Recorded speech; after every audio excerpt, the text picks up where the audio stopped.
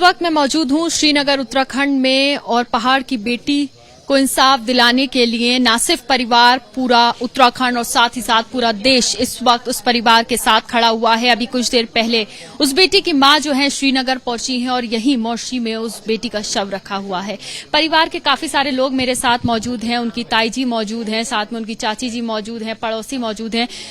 सबसे पहले तो ये बताइए, बहुत बहुत ज्यादा दर्दनाक घटना है, क्या कहेंगे आप लोग, क्या चाहते हैं, क्या मांग रखते हैं? हम ऐसे चाहते हैं जैसे हमारी बेटी को उन्होंने ऐसा किया, वो भी जो है जिंदा नहीं रहना चाहिए, उनको भी फांसी होनी चाहिए। साथ में जो पटवारी है जिसने केस दबा रखा है उनको भी फांसी होनी चाहिए, तभी जाके हमको तसल्ली मिलेगी। क्योंकि हर कोई माँ बाप चाहता है अपने बच्चों को लिखा पढ़ा के हम नौकरी करें। हर कोई बच्चा आजकल के चाहते हैं हम कि नौकरी लिख पढ़ के हम अपने पैरों पे खड़े होंगे और अपने माँ बापों को मदद देंगे। हमारे तो कल से जो है हमारे आंखों में आंसू भी नहीं रह गए, क्या बोल सकते हैं।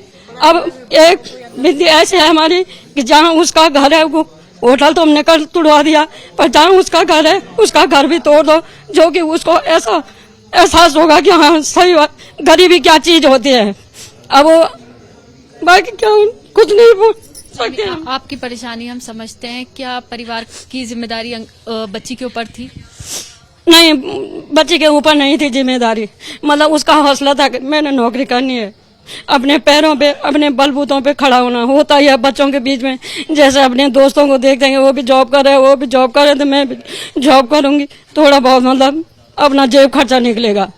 अब छोटी बच्ची भी थी, फिर उन्होंने उसको ऐसा फुलसाया कि बाहर से कोई पार्टी आ रही है, वहाँ आपने अटेंड करना है और वहाँ 10,000 जो है आपको एक्स्ट्रा मिलेगी। ये बात किसने आपको बताई? क्या उस बच्ची ने खुद आपको बताई थी? हाँ जी, बच्चे ने बताया ये बात। कब बताई आप लोगों को ये बात? ये हमको नहीं पता, उसका कोई दोस्त था, उस दोस्त को बताया, उसने मैसेज डाला उसने, क्योंकि उसका फोन उन्होंने जब्त कर दिया था। बच्ची भागने की कोशिश भी कर रही थी, घर आने की कर रही थी और कहीं वहाँ से होटल से निकलने की कोशिश कर रही थी, पर उन्होंने जो है उसका फोन जब्त कर दिया। दोस्त से आप लोगों की बातचीत हुई और क्या बताया उन्होंने? वहीं पर उसके मम्मी पापा की हुई। हम श्रीनगर थे तब, फिर जब हमारे गांव के गए सारे महिला पौड़ी धरना पे 2 दिन, तब वहाँ सुना हमने उनके बयान के ऐसा ऐसा हुआ। वो जो है उसको 1-2 हफ्ते से अगर ये है वो छोटी बच्ची है, उस पर अकल नहीं थी, उसको डर हो गई, माँ बापों को नहीं बता पाए, पर हो सकता है भाइयों को या हमको बता देती कि मेरे साथ ऐसे ऐसे परिस्थिति हो रही है, तो हम उसको घर ला जाते। उसने डर के मारे नहीं बताया, तब दोस्त को बताई उसने सारी कहानी। उसी दोस्त के जरिया से ये काम हुआ।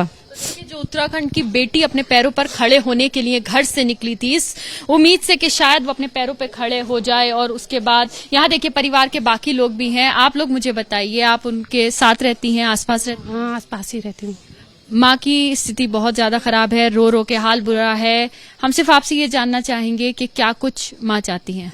माँ यही चाहती कि इंसाफ मिले। मेरी बेटी तो चली गई, कि मैं औरों की बेटियों के साथ कभी ऐसा उत्तराखंड देवभूमि में कभी ऐसा ना हो।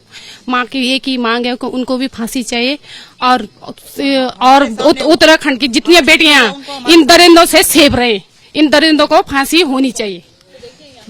बच्ची की चाची जी मेरे साथ मौजूद हैं, उनसे मैं पूछती हूँ। चाची जी, आप यहाँ पर आ जाइए, मुझे बताइए, अपने पैरों पर खड़े होने के लिए, कुछ बनने के लिए वो घर से निकली थी, लेकिन इतनी बड़ी घटना उसके साथ हो गई है। परिवार भी बहुत गमगीन स्थिति में इस वक्त है, पूरा उत्तराखंड इस वक्त सहमा हुआ है। क्या कहेंगे, क्या चाहती है माँ, क्या चाहती है? माँ तो ये कहती कि उसको फांसी होनी चाहिए और उसको फांसी होनी चाहिए। वैसे मैं उसको बहुत उससे ला रखी हूँ, वो कुछ बोलने, लेकिन उसने मैं उसको घर से मेरे को वहाँ ले जाना, मैंने बोलना कुछ, लेकिन हमारी भी मांग है कि उनको फांसी होनी चाहिए।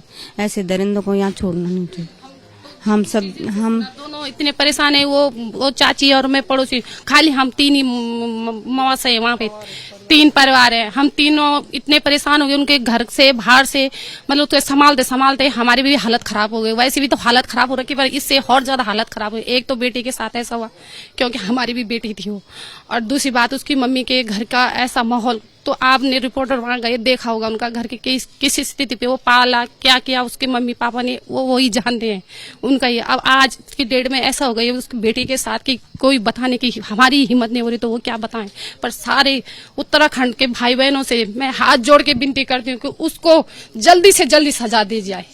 यही हमारी मांग है पूरे उत्तराखंड की। हमारी देवभूमि की बेटी है, वो हमारी दुर्गा निकली और आप लोगों की भी दुर्गा निकली। क्यों निकली वो दुर्गा? कि सब जाते जाते अपनी जान तो खो गई वो, पर लेकिन सारी दुनिया को चेतावनी कर दे कि यहाँ ऐसी दरिंदगी होती थी। यही मांग है हमारी। बस हम उत्तराखंड से, हम देवभूमि से ऐसी दरिंदगी मिटाना चाहते हैं। बस हमारी बेटी तो नहीं आएगी वापस, पर लेकिन किसी और बेटी के साथ हम हाथ जोड़ के विनती ये करते हैं कि किसी और बेटी के साथ बिल्कुल ये दरिंदगी ना हो।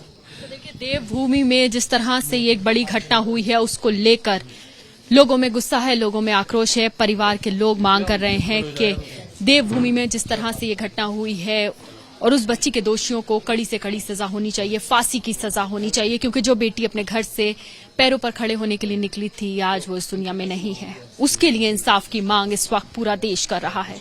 कैमरा पर्सन अवीश पांडे के साथ मदिहा, ABP न्यूज उत्तराखंड।